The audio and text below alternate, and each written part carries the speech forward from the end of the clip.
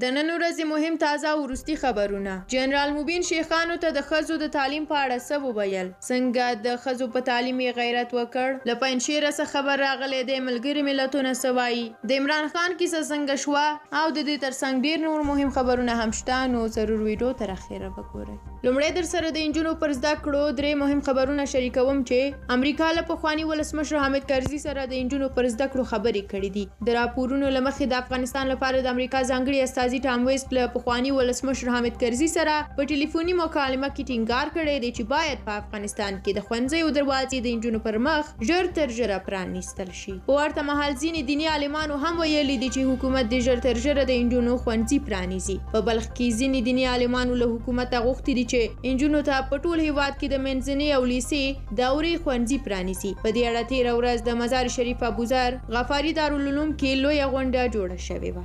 جنرال مبین چې زیاتره وخت سپینې خبرې کوي هم ویلي دي په دې اړه چې د څو شیخانو پر شخصي نظریاتو ولې د ښځو تعلیم بند دی. د اسلامي امارت د کابل امنیه قومندانۍ پخوانی ویان جنرال مبین په خپل ټویټر پاڼه باندې لیکلي دي چې د ښځو د مکتبونو خلاصول به موږ د بې عزتۍ څخه وژغوري. جنرال مبین یاده کړې ده چې باور وکړئ زموږ میندې او خویندې د ګاونډیو هیوادونو ته د تللو په وخت کې ډېرې بې عزته کېږي. هغه زیاته کړې که د ښځو تعلیم په دغسې حال کې هم ناروا وي چې مکتبونه یې له نارینهو بیل وي، استادان یې ټولې ښځینه وي، نو نارینهو ډاکټرانو ته د ښځو تلل او بیول دې هم بند شي. که نه وي نو یو څو شیخانو پر شخصي نظریاتو ولې د ښځو تعلیم بند شي؟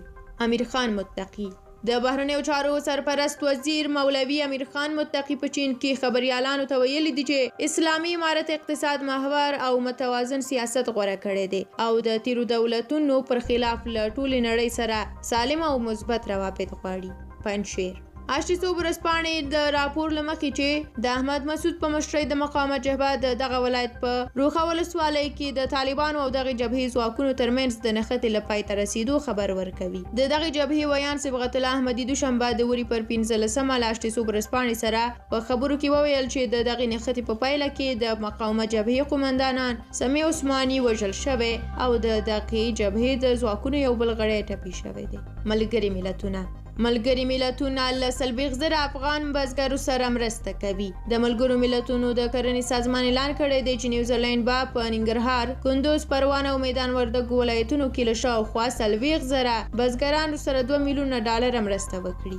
بلخوا په افغانستان کې د ملګرو ملتونو سیاسي استازولۍ یا یونما مرستیالي میدان وردګو ولایت ته په سفر کې له افغانانو سره د خپلو مرستو پر دوام ټینګار وکړ. کډوال په افغانستان کې د طالبانو له بیا واکمنېدو وروسته په خوست کې میاشت د شمالي وزیرستان شاوخوا 1,000 کډوال بیرته پاکستان ته ستانه شوي او یو شمېر یې وایي چې له یو لړ ستونزو سره لاس او ګریوان دي. د امریکا په تاریخ کې لومړی ځل ټایم سکوائر یا څلور لارې کې د روژه ماتي او تراوو مراسم ترسره شول. بلخوا بیا سیکرامنټو کې وسله وال برید 6 کسان وژلي او 12 ژوبل کړي دي. پولیس بریدګر پسې لا هم ګرځي. عمران خان د ځان پر ځای د سرپرست صدر اعظم څوکۍ ته د پاکستان مرکزی بانک پخوانی مشر عشرت حسین او پخوانی قاضي القضات گلزار احمد نومونه شارټ لیست کړل. د افغانستان بانک وایي چې په پام کې لري چې سبا سه شنبه د افغانیو د ثبات په هدف $12 میلیونه امریکایي ډالر لیلام کړي. یاد بانک پر شرایطو له برابر سوداګریزو شرکتونو او صرافانو څخه غوښتي دي چې په دغه داوطلبۍ کې ګډون وکړي. د افغانستان بانک په داسې مهال $12 میلیونه لیلاموي چې د دوشنبه په ورځ د کابل په بازارونو کې یو امریکایي ډالر په 88 افغانۍ تبادله کېده.